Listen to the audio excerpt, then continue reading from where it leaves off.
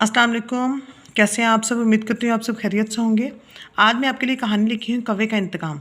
एक दफ़ा का जिक्र है कि एक घने जंगल में कौवों का एक जोड़ा दरख्त पर रहता था। उस दरख्त में एक सांप बिल बनाकर रहता था।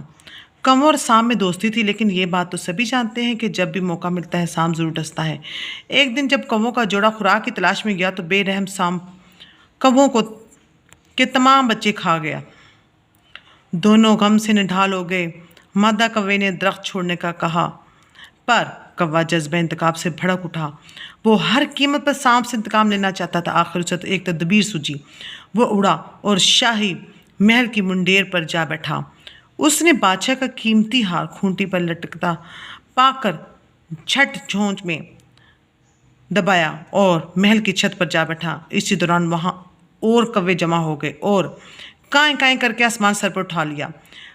प्यादों ने बादशाह का हार कौवे की चोंच में देखा तो दौड़ते ताकि हार कौवे से छीन सकें। कौवा उड़ा और अपने दरख्त पर आ बैठा। यहाँ सांप अपना फन फैलाए मस्ती में झूम रहा था। कौवे ने हार उसके फन में डाल दिया। इतने में प्यादे भी उसके ताक़ुब में वहां पहुंच गए। सांप इनको देखकर बिल में घुस गया। प्यादे कहाँ जाने वाले थे? उन्होंने बिल खोद कर सांप को मार दिया और हार लेकर चलते बने। इस तरह चालाक कौवे ने अपना इंतकाम भी ले लिया और सांप को अपने किए की सज़ा भी मिल गई। नतीजा, जैसा करोगे वैसा करोगे, जैसी करनी वैसी बननी, अदले का बदला।